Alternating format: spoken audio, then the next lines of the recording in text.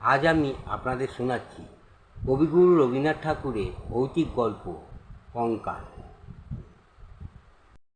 আমরা তিন বাল্যসঙ্গী যে ঘরে শয়ন করিতাম তার পাশে ঘরে একটি আস্ত নরকঙ্কাল ঝোলানো থাকিত।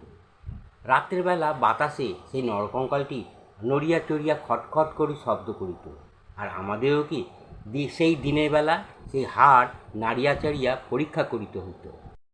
তারপর বহুকাল অতীত হয়েছে, আর ইতিমধ্যে সেই ঘর হইতে কঙ্কাল আর আমাদের মাথা হইতে অস্থিবিদ্যা স্থানান্তরিত হয়েছে। কোথায় হয়েছে তা এখনও অন্বেষণ করিয়া জানা যায়নি। বেশ কিছুদিন হলো আমাকে আবার সেই ঘরটা একদিন শুতে হলো। শুয়েছি মশারি টাঙিয়ে, আমার ঘুম আসছে না, এপাশ ওপাশ করছি। ঠিক সেই সময় গির্জার ঘড়িতে ঢং ঢং করে 12টা বাজল। আর আমার যে তেলের প্রদীপটা ঘরে ছিল সেটা আস্তে আস্তে খাবি খেতে খেতে নিভে গেল। ঘরটা পুরো অন্ধকার হয়ে গেল। আমার তখন কিছুদিন হলো আমার বাড়িতে একটা দুর্ঘটনা ঘটেছিল। সেই কথা চিন্তা করতে করতে আমার হঠাৎ কঙ্কালের কথা মনে পড়ে গেল, সেই কঙ্কালটা। তারপর খানিকক্ষণ পরে দেখছি আমার ঘরের ভেতরে অন্ধকারের মধ্যে একটা কী চেতন পদার্থ যেন ঘুরে বেড়াচ্ছে, কী যেন একটা খুঁজছে। তার নিঃশ্বাসের শব্দ আমার কানে আসছে। আমি জিজ্ঞেস করলাম, কে তুমি? তখন সেই পায়ের শব্দটা হঠাৎ দেখলাম আমার মশারির কাছে এসে থেমে গেল। তখন সে বলে উঠল, আমি। সে বলিয়া উঠিল, আমি আমার সেই কঙ্কালটা খুঁজিতে আসিয়াছি। আমি ভাবিলাম নিজের কাল্পনিক সৃষ্টির কাছে ভয় দেখানো কিছুই নয়। তা আমার পা বালিশটা আমি একটু আঁকড়াইয়া ধরিয়া আমি ঠিক চিরপরিচিতভাবে আমি তাকে বলিলাম, বাহ, এই রাত দুপুরে তুমি একটা বেশ ভালো কাজ বার করেছো তো। তা এখন তোমার এই কঙ্কালের কী দরকার? অন্ধকারে মশারির বাইরে হতে একটা উত্তর আসিল, বলো কি? আমার বুকের হাড় ওর মধ্যে রয়েছে। আমার 26 বছরের যৌবন চারধারে বিকশিত হয়ে আছে। আমার একবার দেখতে ইচ্ছা করে না? আমি তক্ষুনি বললাম, হ্যাঁ, কথাটা তুমি ঠিকই বলেছ, তবে তুমি খুঁজে বেড়াও, আমাকে একটু ঘুমাতে দাও। সে বলিল, তুমি একা আছো বুঝি? তাহলে তোমার পাশে একটু বসি, মানুষের মতো করে একটু তোমার সাথে গল্প করি। সেই 35 বছর আগে আমি ঠিক মানুষের সাথে এই রকম বসে গল্প করতাম। এই 35টা বছর আমি খালি শ্মশানে বাতাসে হু হু শব্দ করে ঘুরে বেরিয়েছি। আজ 35টা বছর পরে আজ আমি মানুষের সাথে বসে আবার একটু গল্প করি। আমি অনুভব করিলাম আমার মশারির পাশে কে যেন একটু বসিল। তারপর নিরুপায় হইয়া তাকে বললাম, সেই ভালো। তারপর তাকে বললাম, মনটা যাতে প্রফুল্ল হয়, একটি গল্প বলো। সে বলে, যদি সব থেকে মজার কথা যদি শুনতে চাও, আমি আমার জীবনের কথা বলি। গির্জার ঘড়িতে ঢং ঢং করে তখন 2টো বাজল। আমি যখন মানুষ ছিলাম, খুব ছোট ছিলাম, আমি একজনকে খুব জমের মতো ভয় করতাম। যেমন মাছকে বসে দিয়ে ধরে নিয়ে যায়, ঠিক সেই রকম। বিবাহের 2 মাস পর আমার স্বামীর মৃত্যু হলো। আত্মীয়স্বজনরা আমাকে অনেক বিলাপ পরিতাপ করতে লাগলো। আমার শ্বশুর অনেকগুলো লক্ষণ মিলিয়ে দেখল। তার দেখে শাশুড়িকে বলল, এই মেয়েটি বিষকন্যা। তুমি কি জাগিয়া আছো? শুনিতেছ কেমন লাগিতেছে?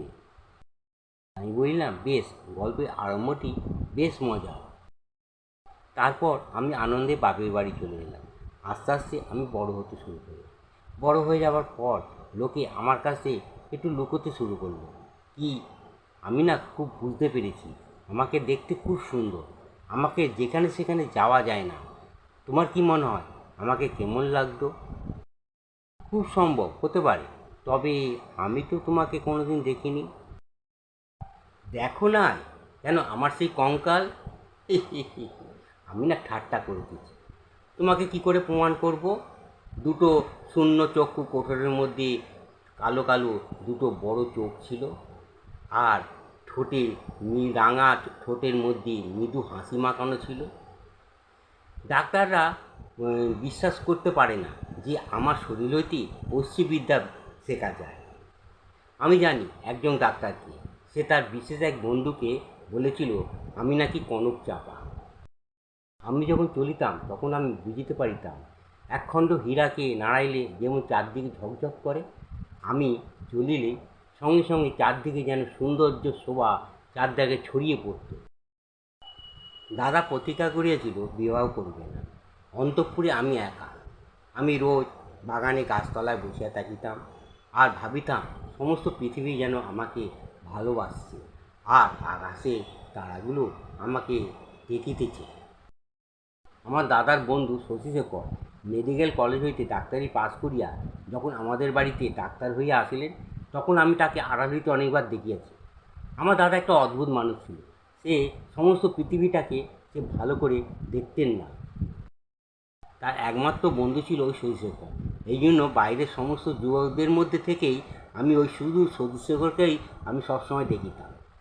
আমি সন্ধ্যাবেলা যখন পুষ্প চতুর্দলে সংবাজ্ঞী হইয়া বইতাম, তখন সমস্ত পুরুষ জাতি ওই শশীশেখরের রূপ ধরিয়া আমার চরণাগত হতো।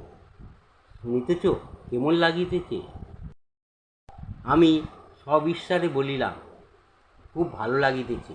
মনে হইতে যেন শশীশেখর হইয়া জন্মালে খুব ভালো হতো। সে বলিল, সবটা শোনো না আগে। একদিন বাদলার দিনে আমার জ্বর হলো। ডাক্তার দেখিতে আসিয়াছে। সেই প্রথম দেখা। আমি জানলার দিকে মুখ করিয়াছিলাম। ডাক্তার আসিয়া আমার মুখের দিকে তাকাইল। তাকিয়া তিনি বলিলেন, একবার হাতটা দেখিতে হইবে। আমি হাত দুটি বাই করিয়া দিলাম। এও দেখিলাম আমার এই হাতে যদি নীল রঙের কাঁচের চুড়ি করিতাম কত সুন্দর লাগিত। ডাক্তার রোগীর হাত লইয়া নাড়ি দেখিবার ছলে যে কতটা ইতস্তত হয়েছে এ আমি আগে পূর্বে কোনো দিন এইরকম দেখি নাই। আমি সন্ধ্যাবেলায় গোপনে একটি বাসন্তী রঙের শাড়ি পরিয়া খোপাটা বাঁধিয়া তার মধ্যে একগোছি বেলফুলে মালা জড়াইয়া একটি আয়না লইয়া বাগানে গিয়া বসিতাম। একটু পসার হতে ডাক্তারবাবু আমাদের বাড়ির নিচের তলায় ডাক্তারখানা খুলিল। তখন আমি তাহাকে মাঝে মাঝে হাসিতে হাসিতে ওষুধের কথা, বিষের কথা, কীভাবে মানুষ সহজে মরে এসব কথা জিজ্ঞাসা করিতাম। ডাক্তারি কথায় ডাক্তারি মুখ খুলিয়া যেত। এইসব শুনিয়া শুনিয়া মৃত্যু তখন চিরপরিচিত ঘরের মতো হয়ে গেল। আর তখনই ভালোবাসা আর মরণ দুটোকেই আমি পৃথিবীময় দেখিলাম। আমার গল্প প্রায় শেষ হইয়া আসিল। আমিও তখন বলিলাম, হ্যাঁ, রাত্রিরও আর বেশি বাকি নাই। কিছুদিন হইতে আমি দেখিলাম যে ডাক্তারবাবু একটু অন্যমনস্ক হয়ে গেছে। একদিন দেখিলাম ডাক্তারবাবু খুব সাজসজ্জা করিয়া দাদার কাছে চুড়ি ধার লইলে রাত্রে কোথায় যাইবেন। আমি আর থাকিতে পারিলাম না। দাদার কাছে গিয়ে নানা কথার পর দাদাকে বললাম, হ্যাঁ ডাক্তারবাবু আজ চুড়ি ধার নিয়ে কোথায় যাচ্ছে? দাদা বলল, মরিতে। আমি বললাম, না, তুমি সত্যি করে বলো। তখন দাদা বলল, বিয়ে করতে। আমি শুনিয়া খুব হাসিতে লাগিলাম। অল্প অল্প শুনলাম যে ডাক্তারবাবু এই বিয়েতে নাকি 12,000 টাকা পাবে। তা আমার কাছে এই কথা গোপন করার তাৎপর্য কী? আমি কি তাকে পায়ে ধরিয়া বলিয়েছিলাম যে এই কাজ করিলে আমি বুক ফাটিয়া মরিয়া যাইব? সত্যি পুরুষ মানুষকে বিশ্বাস করিবার জো নাই। আমি এই পৃথিবীতে আমি ওই একটিমাত্র পুরুষ দেখিয়াছিলাম। সত্যি তারপরে আমি অনেক জ্ঞান লাভ করলাম। ডাক্তারবাবু সন্ধেবেলা রুগী দেখিয়া ঘরে যখন আসিল, তখন আমি খুব প্রচুর হাসতে হাসতে তাকে জিজ্ঞাসা করিলাম, কি ডাক্তারবাবু, শুনলাম আজ নাকি আপনার বিয়ে? আমার প্রফুল্লতা দেখিয়া ডাক্তারবাবু একটু আশ্চর্য হয়ে গেল। আমি তাকে বললাম, কি ব্যাপার, এই বিয়েতে বাজনা বাদ্য যে নাই? শুনিয়া ডাক্তারবাবু একটু নিঃশ্বাস ফেলিয়া বললেন, বিবাহ ব্যাপারটি কি খুব আনন্দের? আমি একটু শুনিয়া আমি হাসিতে লাগলাম। হাসতে হাসতে বললাম, না, ওইসব চাই না, ওইসব আমি শুনবো না। বাজনা চাই, আলো চাই, সমস্ত কিছু চাই। দাদাকে আমি অস্থির করিয়া চলিলাম। দাদা তখন ইতিপূর্বে সমস্ত কিছু আয়োজন শুরু করিয়া দিল। আমি গল্প করিতে লাগিলাম, হ্যাঁ, বধূ ঘরে আসিলে তখন কি হইবে? আর ডাক্তারবাবুকে জিজ্ঞেস করিলাম, ডাক্তারবাবু, তখনও কি আপনি রুগীর নাড়ি টিপিয়া বেড়াইবেন? যদিও পুরুষের মনটা দৃষ্টিগোচর নয়, তবু আমি শপথ করে বলতে পারি এই কথাগুলো ডাক্তারবাবুর বুকে সেলের মতো বাজিতেছিল। অনেক রাতে লগ্ন। সেই সময় সন্ধেবেলায় ডাক্তারবাবু আমাদের বাড়ির ছাদে দাদার সাথে বসে মদ খাচ্ছিল। দুজনের এই অভ্যাসটা প্রায় ছিল।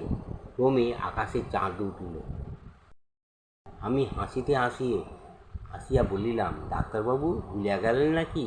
আপনাদের যে যাত্রার সময় হয়ে গেল। এখানে একটা কথা বলা খুব আবশ্যক। ইতিপূর্বে আমি ডাক্তারখানায় গিয়া কিছু গুড়া লইয়া আসিয়া আমি ডাক্তারবাবুর সেই গ্লাসের মধ্যে মিশিয়া দিলাম। কোন গুড়া খাইলে মানুষ সহজে মরে যায় তা আমি ডাক্তারবাবুর কাছেই শিখিয়াছিলাম। এক চুমুকে ডাক্তারবাবু গ্লাসটি শেষ করিয়া গদগদ কণ্ঠে মর্মান্তিক দৃষ্টিপাত করিয়া ডাক্তারবাবু বলিল, তবে চলিলাম। বাঁশি বাজিতে লাগিল। আমি একটি বেনারসি শাড়ি পরিলাম। সিন্ধুকে যতগুলি আমার সব গয়না ছিল সব বাইর করিলাম। স্মৃতিতে বড় করে সিঁদুর পরিয়া আমার সেই বকুলতলায় গাছের সামনে নিচে আমি বিছানা পাতিলাম। বড় সুন্দর রাত্রি, ফুটফুটে জ্যোৎস্না, দক্ষিণে বাতাস বইতেছে। জুঁই আর বেলফুলের গন্ধে বাগান যখন আমোদ করিয়াছে, বাঁশির শব্দ যখন দূরে চলে গেল, আর জ্যোৎস্না যখন অন্ধকার হইয়া আসিতে লাগিল, তখন আমি নেত্র মিলিয়ন করিয়া হাসিলাম। গল্পটি কেমন লাগিল? আমি বলিলাম, বাহ, গল্পটি বেশ প্রফুল্লকর। এমন সময় প্রথম কাক ডাকিল। আমি জিজ্ঞাসা করিলাম, আছো কি? কোনো উত্তর আসিল না। ঘরে ভোরের আলো প্রবেশ করিল। আপনারা শুনছিলেন কবিগুরু রবীন্দ্রনাথ ঠাকুরের ভৌতিক গল্প কঙ্কাল। গল্পটি খুব বড় ছিল, আমি একটু ছোট করে আপনাদের শোনালাম। যদিও আপনাদের অতটা ভালো নাও লাগতে পারে, তবুও আপনাদের কাছে একটি অনুরোধ, গল্পটি শুনে একটু সাবস্ক্রাইব আর ফলো অবশ্যই করে দেবেন।